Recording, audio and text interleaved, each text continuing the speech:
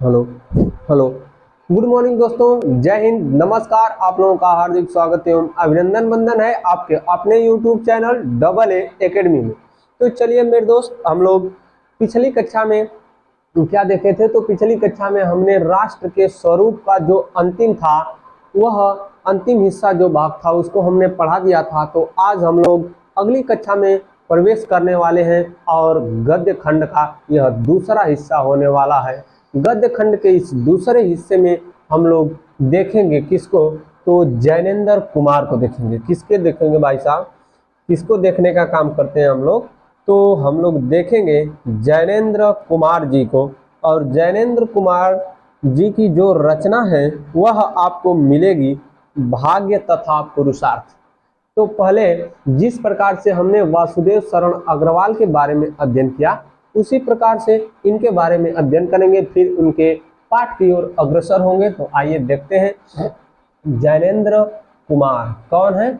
जैनेंद्र कुमार, इन जैनेंद्र कुमार जी के बारे में देखेंगे तथा साथ ही इनकी रचना जो है उस रचना का नाम क्या है? तो रचना का नाम है भाग्य और पुरुषार्थ। भाग्य और पुरुषार्थ। जैनेंद्र कुमार की रचना क्या है? भाग्य तथा पुरुषार्थ या भाग्य और पुरुषार्थ। इन्होंने इस अध्याय में भाग्य और पुरुषार्थ के बारे में जो सहयोग की भावना का गुण है, इसके साथ साथ भाग्य क्या है, पुरुषार्थ क्या है, इसके बारे में इन्होंने बहुत अच्छी प्रकार से चर्चा की है। तो हम लोग पहले इनके संक्षिप्त जीवन परिचय के बारे में देखेंगे, फिर आगे बढ़ने का काम करेंगे। तो आइए देखते हैं हम लोग। चलिए दोस्त, इनके संक्षिप्त जीवन परिचय के बारे में देखते हैं। क्या देखेंगे कि इनका जन्म 2 फरवरी 1905 ईस्वी के अलीगढ़ जिले के कौड़ियागंज नामक एक कस्बे में हुआ था। इनके घर का नाम था आनंदी लाल। इनकी प्रारंभिक शिक्षा हस्तिनापुर के जैन गुरुकुल से शुरू होती है। इन्होंने अपनी लेखनी को किस विधा में चलाया है सबसे ज्यादा? तो इन्होंने अपनी लेखनी को सबसे ज्यादा गद्य विधा में चलाया है। इनकी भाषा क्या है? सीधी साधी सरल एवं सुबोध है। इनकी शैली क्या है? तो विचारात्मक वर्णनात्मक। इनकी प्रमुख रचनाओं में प्रस्तुत प्रश्न एक ही में है, पूर्वोदय, परख, सुनीता, त्यागपत्र। ये सभी इनकी क्या है? रचनाएं हैं। इनकी मृत्यु 24 दिसंबर सन 1988 ईस्वी में हो जाती है। साहित्य में इनका स्थान क्या है, या ये साहित्य में किस प्रकार से स्थान प्राप्त करते हैं? तो ये साहित्य में उपन्यासकार, कहानीकार, निबंधकार के रूप में हिंदी साहित्य में इन्हें विशिष्ट स्थान प्राप्त हुआ। किसको? जैनेंद्र कुमार। जैनेंद्र कुमार ने क्या क्या, कहाँ कहाँ पर अपनी रचनाओं को चलाया, अपनी लेखनी को चलाया? उपन्यास में, कहानी में, निबंध में। इन तीनों स्थान पर इन्होंने अपनी रचनाओं को लिखने का काम किया और अपनी लेखनी को चलाया। तो चलिए अब अच्छी प्रकार से हम लोग आगे बढ़ते हैं और सीखते हैं। क्या देखेंगे? तो आइए देखते हैं। प्रेमचंद्रोत्तर युग के श्रेष्ठ कथाकार। प्रेमचंद्रोत्तर युग के श्रेष्ठ कथाकार जैनेंद्र कुमार जी का जन्म अलीगढ़ के कौड़ियागंज नामक कस्बे में 2 फरवरी 1905 ईस्वी में हुआ था। जैनेंद्र कुमार, प्रेमचंद्र जो युग चला था, मुंशी प्रेमचंद, चंद्र नहीं, चंद्र कहेंगे गलत हो जाएगा। मुंशी प्रेमचंद जो युग चला था उसके बाद आते हैं, और आने के पश्चात ये अपने हिंदी साहित्य में झंडा गाड़ देते हैं। अच्छी प्रकार से इन्होंने अपनी लेखनी को चलाया। उसी बात को लिखा है कि प्रेमचंद्रोत्तर युग के श्रेष्ठ कथाकार जैनेंद्र जी का जन्म अलीगढ़ जिले के कौड़ियागंज नामक कस्बे में 2 जनवरी 1905 ईस्वी में हुआ था। इनके पिता का नाम श्री प्यारेलाल और माता का नाम श्रीमती रमा देवी था। इनके पिता का नाम क्या था? प्यारेलाल, और इनकी माता का नाम रमा देवी। इनके जन्म के 2 वर्ष बाद ही इनके पिता की मृत्यु हो गई। जब इनका जन्म हुआ और जन्म होने के बाद यह 2 वर्ष के थे तो इनकी क्या हो जाती है, मृत्यु हो जाती है। जब इनकी मृत्यु हो जाती है तब इनके पालन पोषण का जिम्मा कौन उठाया, तो इनके पालन पोषण की जिम्मेदारी इनकी माता और इनके मामा ने किया। आगे आइए देखते हैं। देखिए, इनका पालन पोषण इनकी माता और मामा ने किया। इनकी प्रारंभिक शिक्षा हस्तिनापुर के जैन गुरुकुल ऋषि ब्रह्मचर्याश्रम में हुई। सन 1912 ईस्वी में इन्होंने गुरुकुल छोड़ दिया। 1912 ईस्वी जब आया, कब आया मेरे दोस्त, 1912 ईस्वी में इन्होंने क्या गुरुकुल क्या कर दिया, छोड़ दिया। 1912 ईस्वी में इन्होंने किसको छोड़ दिया, गुरुकुल को छोड़ दिया तथा सन 1919 ईस्वी में इन्होंने मैट्रिक परीक्षा उत्तीर्ण की। मैट्रिक का अर्थ होता है 10वीं या तो 10th। मैट्रिक का अर्थ क्या होता है, 10वीं या 10th। तो 1919 ईस्वी में जलियांवाला बाग हत्याकांड के समय ये क्या करते हैं, 10वीं या मैट्रिक की परीक्षा पास करते हैं। उच्च शिक्षा प्राप्त करने के लिए इन्होंने काशी हिंदू विश्वविद्यालय में प्रवेश लिया। जैसे उच्च शिक्षा जो आपकी कहे, जो स्नातक तथा स्नातकोत्तर की परीक्षाएं होती हैं, शिक्षा होती है, उसमें इन्होंने ज्ञान अर्जन के लिए कहाँ पर ये गए, तो काशी हिंदू विश्वविद्यालय में प्रवेश लिया। किंतु 1921 ईस्वी में असहयोग आंदोलन में भाग लेने के कारण इनकी शिक्षा का क्रम टूट गया। 1921 ईस्वी में, कब, 1921 ईस्वी में, कब, 1921 ईस्वी में, कब मेरे दोस्तों, 1921 ईस्वी में क्या चल रहा था, असहयोग आंदोलन जो चल रहा था, इसके प्रणेता थे महात्मा गांधी। इसके प्रणेता कौन थे, महात्मा गांधी थे। तो 1921 ईस्वी में इन्होंने काशी हिंदू विश्वविद्यालय छोड़कर इसी असहयोग आंदोलन में क्या करते हैं, भाग लेते हैं। 1921 से 1923 ईस्वी के बीच इन्होंने अपनी माता की सहायता से व्यापार किया। चलिए, 1921 ईस्वी से 1923 ईस्वी के बीच ये काम क्या करते हैं, तो अपनी माता की सहायता करते हैं और व्यापार करते हैं। अच्छी प्रकार से ये व्यापार में सफल होते हैं। उसमें सफलता प्राप्त की। देखिए, किसमें, व्यापार में व्यापार करते हैं अपनी माता के साथ, उसमें सफलता प्राप्त करते हैं। 1923 ईस्वी में ये नागपुर पहुंच गए और राजनीतिक पत्रों में संवाददाता के रूप में कार्य करने लगे। 1923 ईस्वी में कहाँ पहुंचे, नागपुर।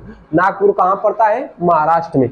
1923 ईस्वी में ये कहाँ चले गए, नागपुर चले गए और वहां पर राजनीतिक पत्रों के संवाददाता के रूप में ये क्या करते हैं, काम करने लगे। उसी समय इन्हें गिरफ्तार करके जेल भेज दिया गया, जहां ये 3 माह तक रहे। जेल में ये कितने माह तक रहे, 3 माह तक रहे। और ये 3 माह तक वहां पर क्या करते थे, तो 3 माह तक देखिए इन्हें गिरफ्तार करके जेल भेज दिया गया। कहाँ भेज दिया गया, जेल भेज दिया गया, जहां ये 3 माह तक रहे। इनमें स्वाध्याय की प्रवृत्ति छात्र जीवन से ही थी, मतलब ये अपने से पढ़ना चाहते थे और अपने से पढ़ते भी थे। तो अपने छोटे जब थे, ये अपने शैशवावस्था में, बाल्यावस्था में जब थे, तो इनके अंदर स्वाध्याय, अपने से पढ़ने की जो प्रवृत्ति थी बहुत ज्यादा थी। इस कारण जब ये जेल में थे तो देखिए क्या करते हैं, जेल में स्वाध्याय के साथ ही इन्होंने साहित्य सृजन का कार्य भी किया। जेल में जब ये थे तो स्व अध्याय का काम किए तथा साहित्य को सृजित करने का काम किए। सृजित करने का मतलब होता है कि किसी भी चीज को लिखना, उसको बनाना, क्या करना, सृजित करना। सृजित करने का काम किए। इनकी पहली कहानी सन 1928 ईस्वी में खेल उभर कर आई। 1928 ईस्वी में इनकी पहली रचना या पहली कहानी कौन थी, खेल थी। आगे देखिए वह किस पत्र में प्रकाशित होती है, तो वह विशाल भारत पत्रिका में प्रकाशित होती है। इसके बाद ये निरंतर साहित्य सृजन में प्रवृत्त रहे। 24 दिसंबर 1988 ईस्वी को इनका देहावसान हो गया। इसके पश्चात जब 1928 ईस्वी में इनकी खेल कहानी आई, और खेल कहानी आने के पश्चात होता क्या है कि इसके पश्चात वो निरंतर हमेशा लगे लिखने के लिए लिखते रहे। इसके बाद ये काम क्या करते हैं, हमेशा लिखते हैं, अच्छी अच्छी कहानी लिखे, उपन्यास लिखे, तथा 24 दिसंबर 1988 ईस्वी को हिंदी साहित्य का जैनेंद्र कुमार जैसा सूर्य अस्त हो गया। जैनेंद्र कुमार जी ने कहानी, उपन्यास, निबंध, संस्मरण आदि अनेक गद्य विधाओं को समृद्ध किया है। इनकी प्रमुख कृतियां निम्नलिखित है। इन्होंने निबंध लिखा, क्या लिखा दोस्तों, निबंध। निबंध में इनका मिलेगा प्रस्तुत प्रश्न, जड़ की बात, पूर्वोदय, साहित्य का श्रेय और प्रेय। क्या है, साहित्य का श्रेय और प्रेय। और क्या देखेंगे, मंथन देखेंगे, सोच विचार, काम, प्रेम और परिवार। ये इनके क्या हैं, निबंध संग्रह है। निबंध संग्रह में सबसे ज्यादा याद करिएगा प्रस्तुत प्रश्न और जड़ की बात सबसे ज्यादा, और फिर इसके बाद सोच और विचार याद करिएगा। ठीक है, आगे देखिए। उपन्यास इनका उभर कर आया, पहला वाला परख, सुनीता, त्यागपत्र, कल्याणी, विवर, सुखदा, व्यतीत, जयवर्धन, मुक्ति बोध। ये सभी उनके क्या है मेरे दोस्तों, उपन्यास है। उपन्यासों में परख, सुनीता, त्यागपत्र और विवर्त को याद करिएगा। परख, सुनीता, त्यागपत्र और विवर्त को याद करिएगा। इनकी कहानियों में देखते हैं, कहानी में पहली फांसी, दूसरा जयसंधि, तीसरा वातायन, तीसरा नीलम देश की राजकन्या, पांचवा आपको मिलेगा एक रात, छठा दो चिड़िया, अगला वाला आपको मिलेगा पाजेब। पाजेब का अर्थ होता है पायल। पाजेब का अर्थ क्या होता है दोस्त, पायल होता है। ठीक है, पाजेब का अर्थ पायल होता है। आगे चलिए देखते हैं। हाँ, अब देखिए, इन संग्रहों के बाद जैनेंद्र कुमार की समस्त कहानियां 10 भागों में प्रकाशित की गई। इनकी जो कहानियां हैं ये सब तो बताया गया, लेकिन और जो इनकी बची हुई कहानियां थी इसको 10 भागों में अलग अलग नामों से प्रकाशित किया गया। और जिसमें और एक इन्होंने संस्मरण लिखा। संस्मरण क्या था, ये और वे। संस्मरण इनका क्या था, ये और वे। इनका संस्मरण क्या था, ये और वे। ठीक है, आगे चलिए देखते हैं दोस्त हम लोग। और इन्होंने अनुवादित रचना की है, अनुवाद को देखते हैं। तो अनुवाद में इन्होंने क्या लिखा है, आइए देखते हैं। अनुवाद में इन्होंने अनुवाद में क्या लिखा, मंदालिनी जो क्या है, नाटक है। पाप और प्रकाश क्या है, नाटक है।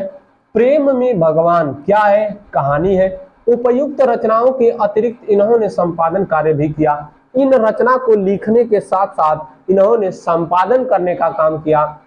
जैनेंद्र कुमार जी की साहित्य सेवा का क्षेत्र बहुत विस्तृत है। ये साहित्य में, हिंदी साहित्य में बहुत ज्यादा सेवा दिए, बहुत अच्छी प्रकार से सेवा दिए, लिखे भी और अच्छी रचनाओं को लिखने का काम किए।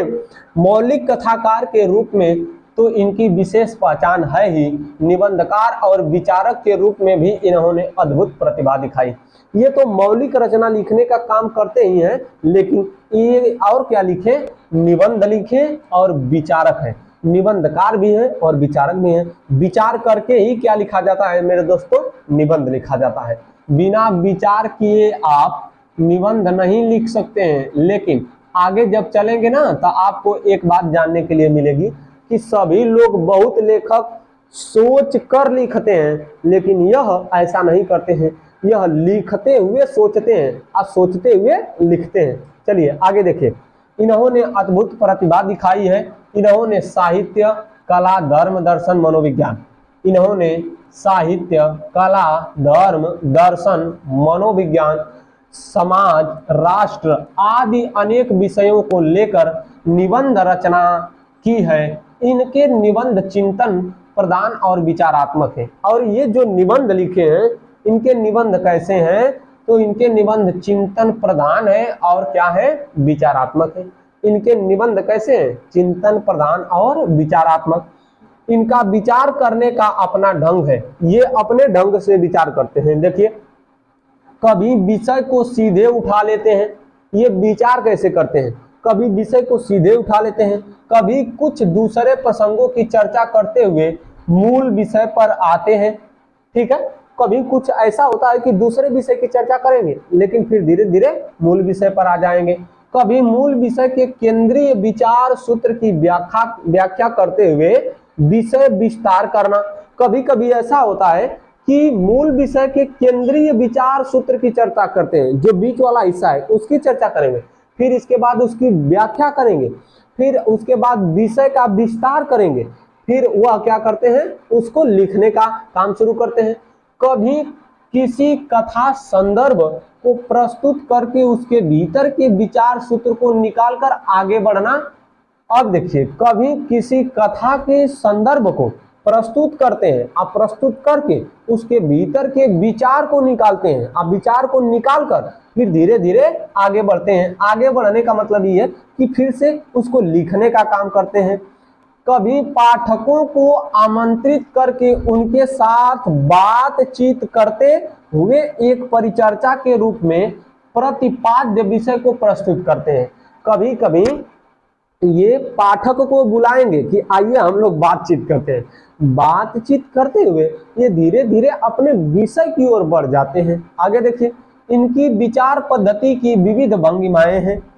किसी भी प्रश्न पर विचार करते हुए ये उसके आंतरिक पक्ष को विशेष महत्व देते हैं। जैसे ये विचार पद्धति इनकी क्या है, विचार पद्धति ये है कि किसी प्रश्न पर विचार करते हुए विचार करेंगे, उसके आंतरिक पक्ष को विशेष महत्व देते हैं। ठीक है, इसलिए इनके निबंधों में दर्शन, मनोविज्ञान, आध्यात्म के शब्दों का प्रयोग अधिक हुआ। विचार की निजी शैली के कारण ही इनके निबंधों में व्यक्तिनिष्ठता आ गई। ये विचार सभी लोगों की तरह नहीं करते। ये विचार कैसे करते हैं तो हमने बताया, यहाँ पर प्रस्तुत है। अब विचार की जो निजी शैली है, इसके कारण ही इनके निबंध में क्या आ गई है, व्यक्तिनिष्ठता आ जाती है। ठीक है, आगे चलिए देखते हैं। आगे आपको देखने के लिए क्या मिलेगा। जैनेंद्र के निबंधों की भाषा मूलतः चिंतन की भाषा है। ये जो निबंध लिखते हैं, इसमें ये सबसे ज्यादा क्या लेकर लिखते हैं या किस बात पर लिखते हैं, चिंतन करके लिखते हैं। ये सोचा हुआ न लिखकर सोचते हुए लिखते हैं। जैनेंद्र कुमार जी ऐसा नहीं है कि सभी लोग जो सोच कर लिखे हैं वो ऐसे लिखेंगे, नहीं, ये सोचते हुए लिख रहे हैं। ठीक है, इसलिए इनके विचारों में कहीं कहीं उलझाव आ जाता है।